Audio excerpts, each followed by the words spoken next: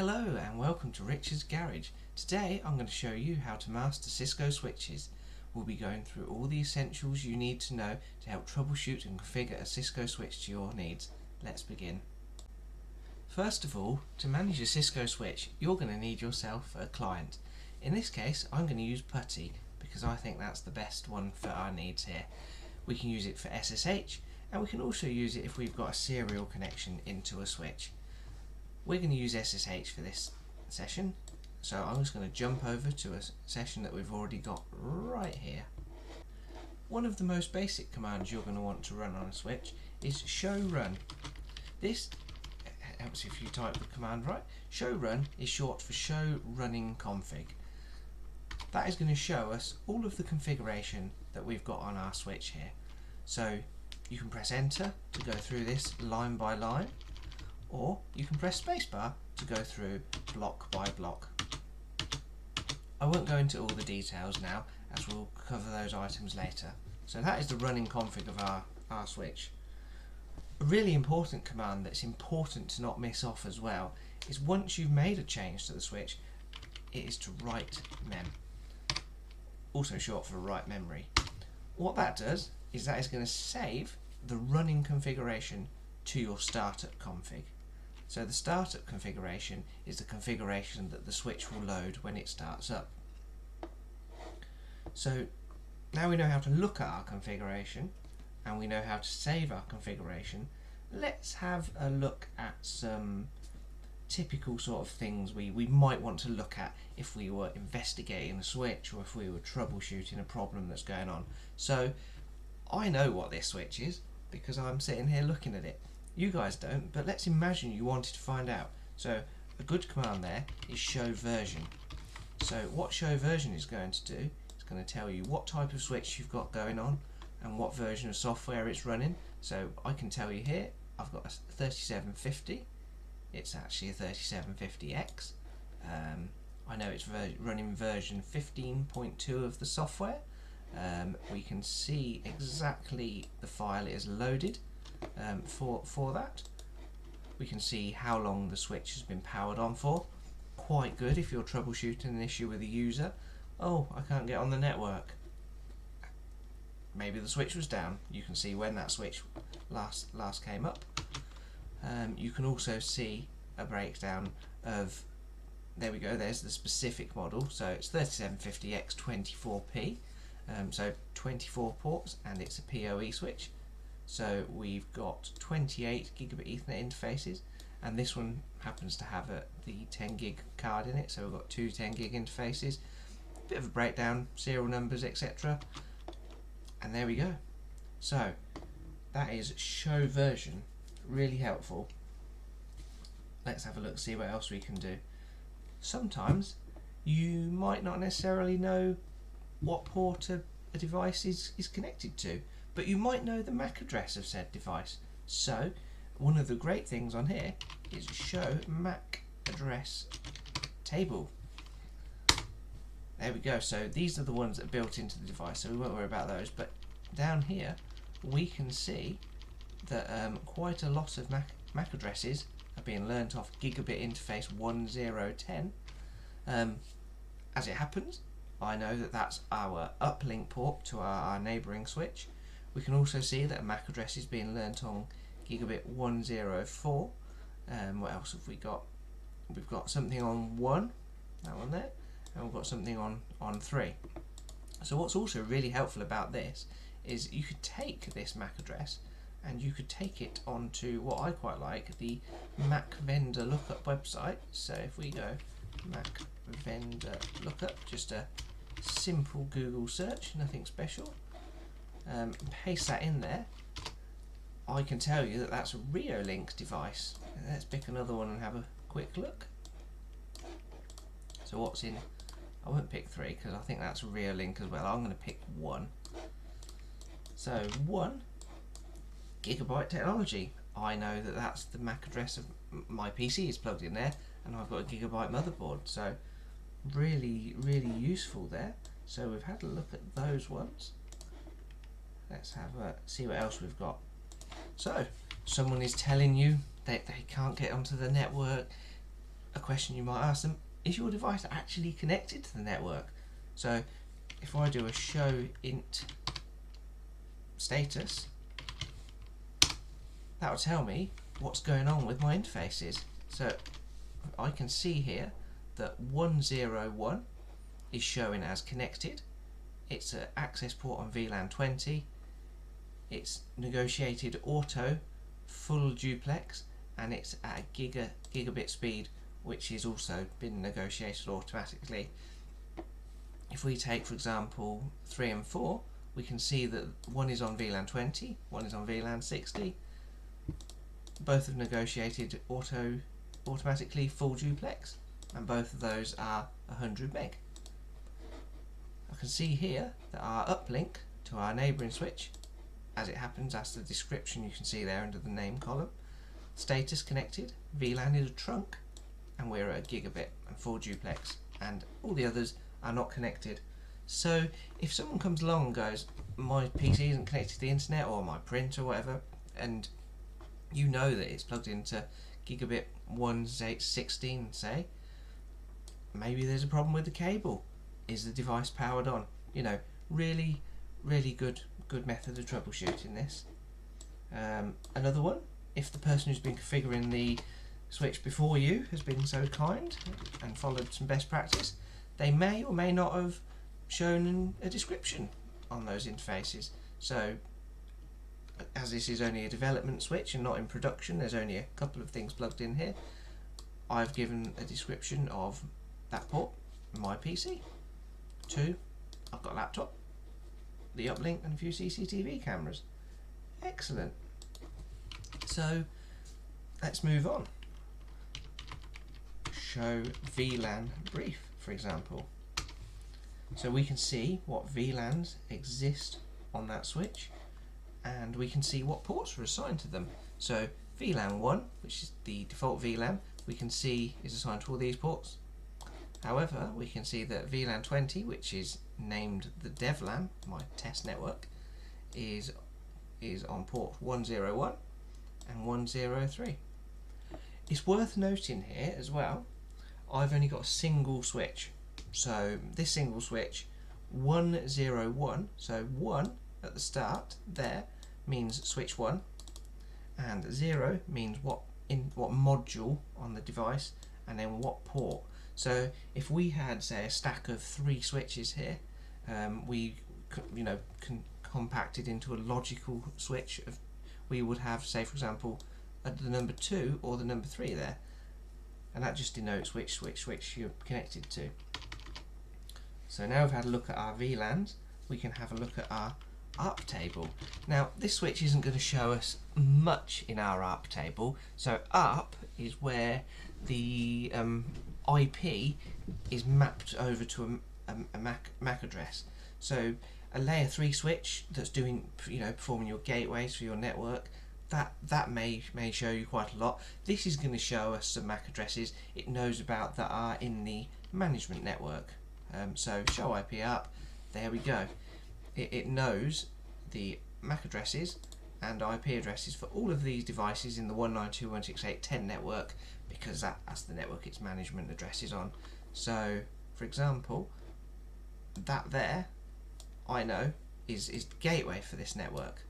I can verify that by doing show IP route, for example. So the default route on here is 192.168. Oh no, tell a lie, we haven't got a route configured on here.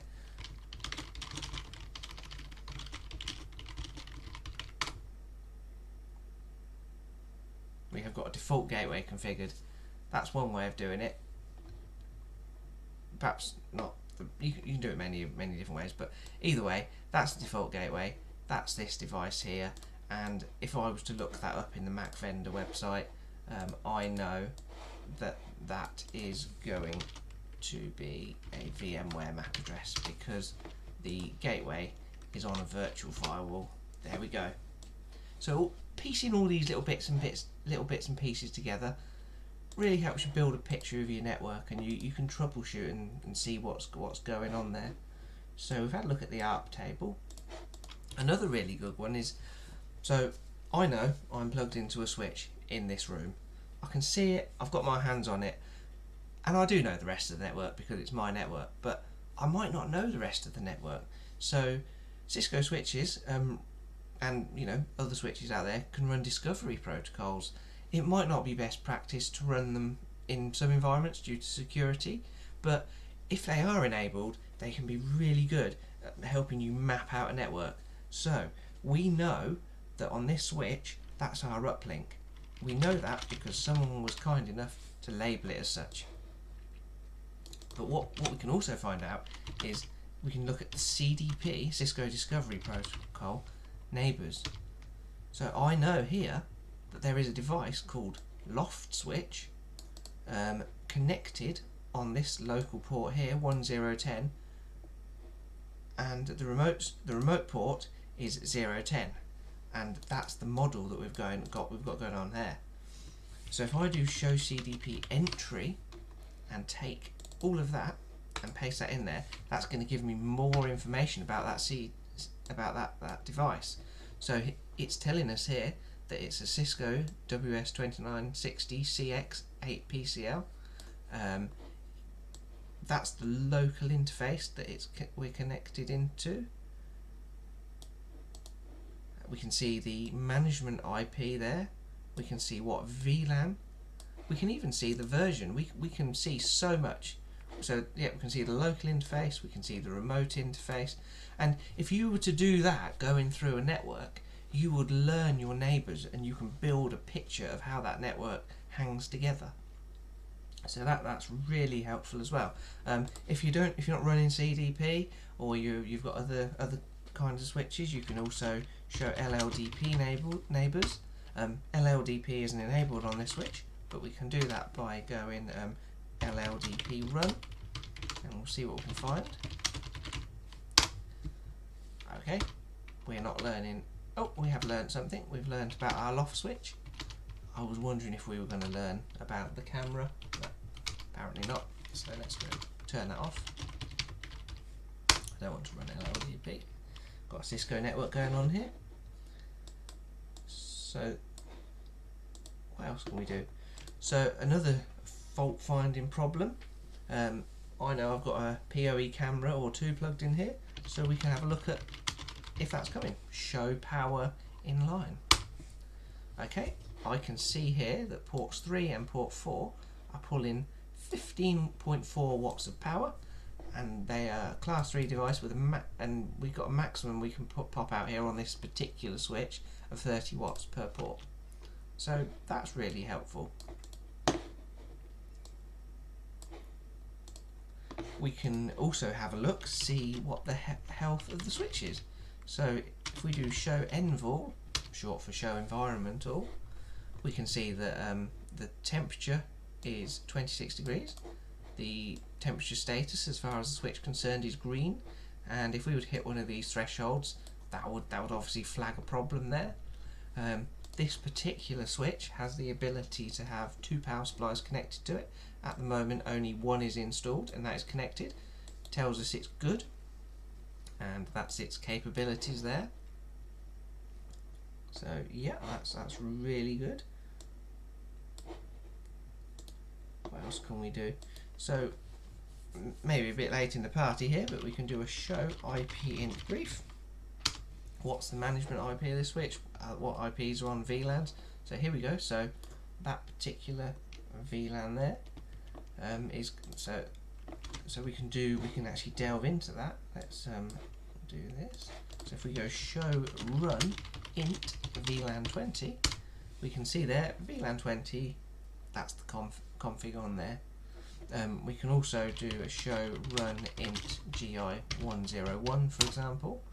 So there we go. So what we've got on here, description of the port, the access VLAN that we've got there, the fact that the port is indeed an access port, and we've got spanning tree set to Portfast edge.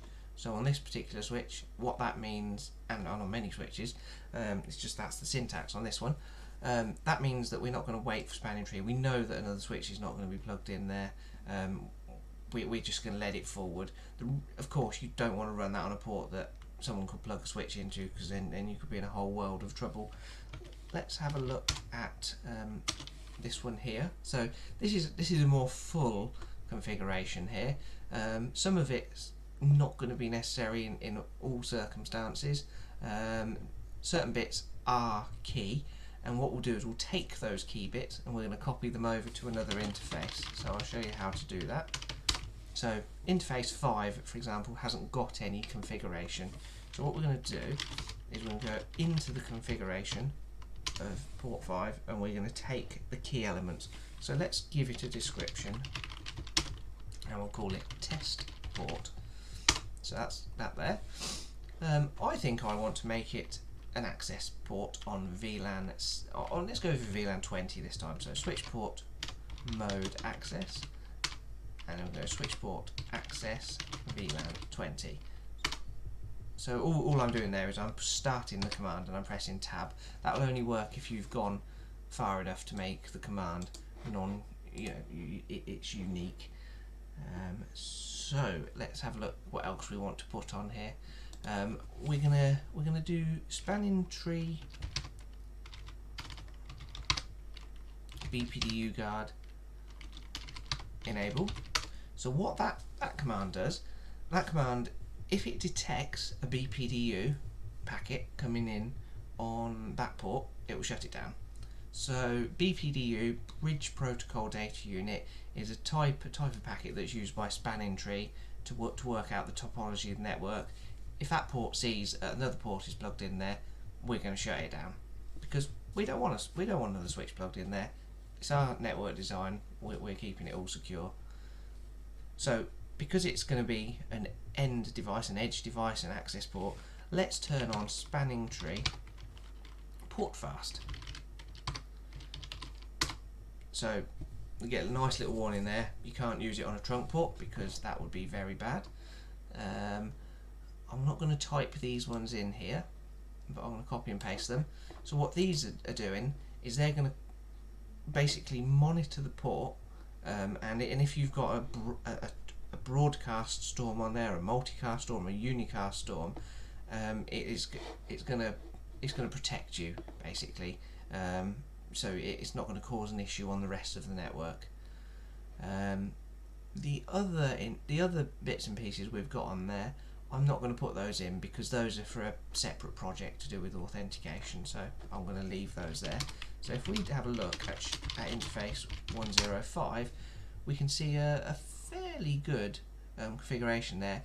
We've got some storm control going on, we've got spanning tree Portfast, BPDU guard, it's an access port, we've given it a description, it's on a particular VLAN, mustn't forget to write mem. Happy days. I suppose a couple more commands that we haven't included. We might want to shut that port down. So we can type shutdown. So, and then what you can do is if you want to exit out all the way and you want to run a command that you should probably run at a higher level, you can do show do right at the beginning of it. There we go. So we can now see that that is shut down. And to undo that we can go no shut. And there we have it. A nice little quick video on how to do some basic stuff on a Cisco switch. I think I'll be producing some more of these. We can have a look at trunk ports, we can have a look at ether channels, we can have, I suppose, we can have a look at spanning tree as well. Yeah, happy days. What I do day in, day out, amongst other things. So let's share this with you guys, and hopefully it's been useful. If you like the video, click like, hit the subscribe button, and I look forward to seeing you in the future. Thanks for watching.